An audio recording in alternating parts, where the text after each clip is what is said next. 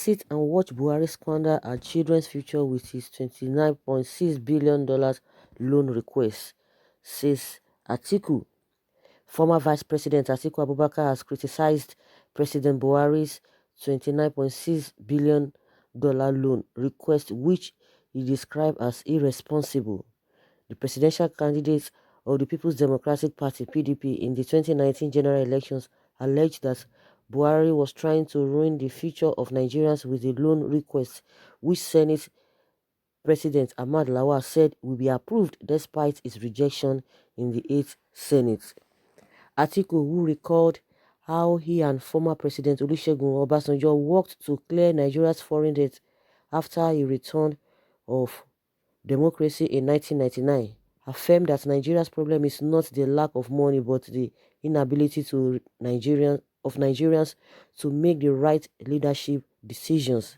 He said the fact that Nigeria currently budgets more money for debt servicing, which is 2.7 trillion, than we do on capital expenditure, 2.4 trillion, is already an indicator that we have borrowed more money than we can afford to borrow. And the thing is that debt servicing is not repayment. Debt servicing just means that we are paying the barest minimum allowable by our creditors. And while spending 50% of our current revenue on debt servicing, this administration wants to take further loans of $29.6 billion. To say that this is irresponsible is in itself an understatement. President Olusegun Obasanjo and I paid off this nation's debts, and I will not stand idly by and watch while Nigeria is plunged into second slavery by those who only know how to reap where they have not sown. Atiku also pointed out a way the Buhari-led administration can get the loan they seek for without necessarily plunging the nation into debt. He disclosed that deploying Saudi Arabia Aramco's strategy to the Nigerian National Petroleum Corporation (NNPC) will generate the loan and also increase foreign direct investments. He added, "In my economic blueprint, I said that rather than turn in regular losses, which it has consistently been doing, the best thing to do with the Nigerian National Petroleum Corporation is to reform it." Of course, the administration's paid propagandists went into overdrive, accusing me of planning to sell the NNPC to my friends. But just last week, Saudi Arabia's Aramco, the most profitable company in the world, took that route and almost broke the global stock market with the most successful initial IPOs in world history, bar none.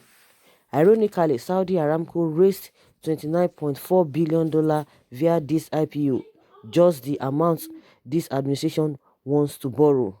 That could have been Nigeria's story, but for our future of leadership, for the but for our failure of leadership by reforming the NNPC, Nigeria can raise the $29.6 billion the Buhari regime wants to borrow, and we will raise the money without going into debt. He also called on Nigerian youth to speak up against the loan request by an administration without vision. Article wrote, Nigerian youth should identify the senator representing their senatorial zones and write to them, urging them to vote against this request. He said, "I was part of a team that paid off Nigeria's entire foreign debt. I, therefore, cannot sit and watch an administration without vision squander our children's future by taking and wasting loans that they do not even have the capacity to utilize properly," he wrote. "Our youth must have something better to inherit from us than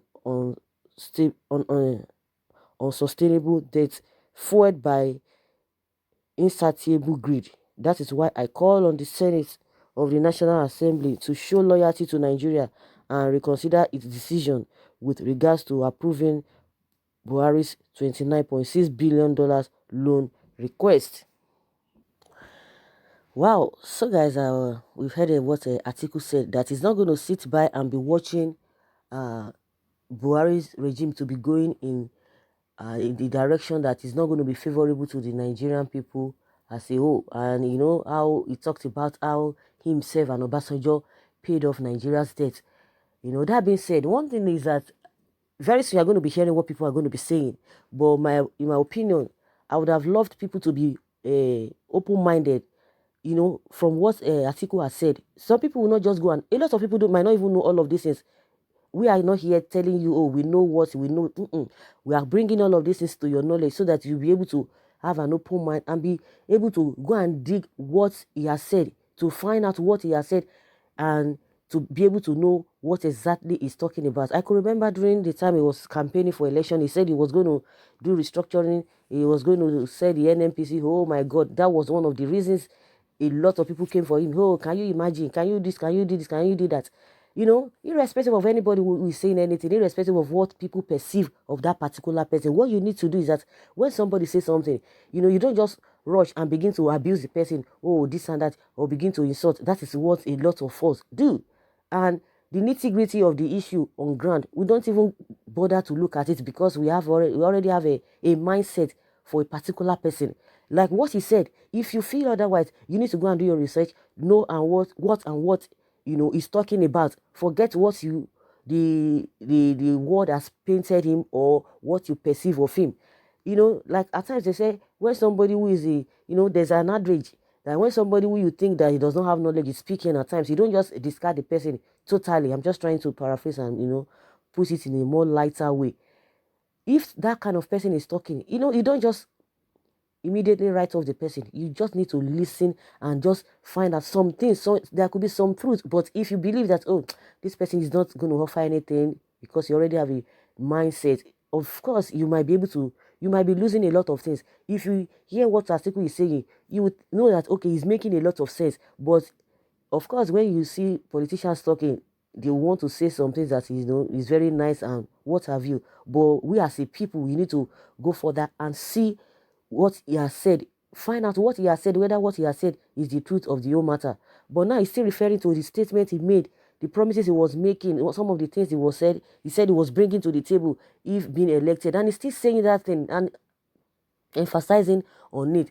And a lot of people came for him that time. But after 2 weeks after, I could remember 2 weeks after the election, the same NMPs came out and began to say a lot of the problems that he himself identified during the election. But because already a lot of people have a mindset, some kind of mindset towards him, they didn't want to listen. And yet, just tell us now, with all of those six people that have been talking with the present administration talking and their position, where as all of those things landed us, even the same present government, what can we say we have benefited? Let me tell you one thing. If you are doing something in a country and you feel that some few people are benefiting from it, then you try to generalize it. Oh, yes, you are doing well. No. No matter how bad a situation might seem, there will be some very little people that will still want to have advantage or get advantage over that. So you don't use that as a general thing to say, oh, yes, things are moving on. Things are moving on because any little thing, this government is always coming out to say, oh, yes, agriculture is doing well, this and this and that. But see farmers here and there crying day and night because of their losses, the losses they go into or they get all the time. So let us be open-minded and see from his perspective. We shouldn't just come out and begin to, oh, I forget article, oh, this and that. The next thing, oh, he did not win election. Oh, thank God that article did not come. Oh, the country would have been this. But now, what is the country like now? What can you say the country is now? How can you say you are really getting what you deserve? It has been suffering and suffering all along. Everybody just try to patch. Everybody's trying to manage. It's no difference from what we have been passing through before now. So let's be open-minded. Like now, he has already encouraged the youth to go and meet their senators, you know, at their different constituency. But the problem is that a lot of people don't even know this, they are this thing. A lot of us don't even know which is which. Everybody just say, oh, we want to talk, you want to talk. Most of the time, we don't even get to the nitty-gritty of the issue on ground. But everybody just makes a blank statement. Oh, because somebody has said something about somebody. Oh, you yourself, you just join the bandwagon and begin to go through all of those things. This is a vital statement he has made, and even the World Bank also has been hammering on all of these things, cautioning this regime on how to borrow money, They should look at the whole thing holistically.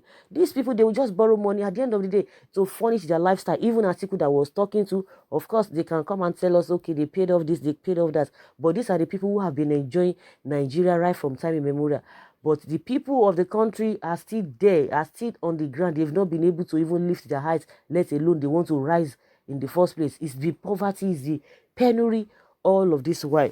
So the most important thing, irrespective of what you think about somebody, you just have to be open-minded. Most times I know the direction the person is coming from, to even look at all the facts, all the statement being made by that person. And by so doing, you will not just be sentimental unnecessarily. That is just my own point. Let everybody look into what he has said, whether it is true or not, instead of just coming out to say, oh, go and sit down, go and do this, go and do that.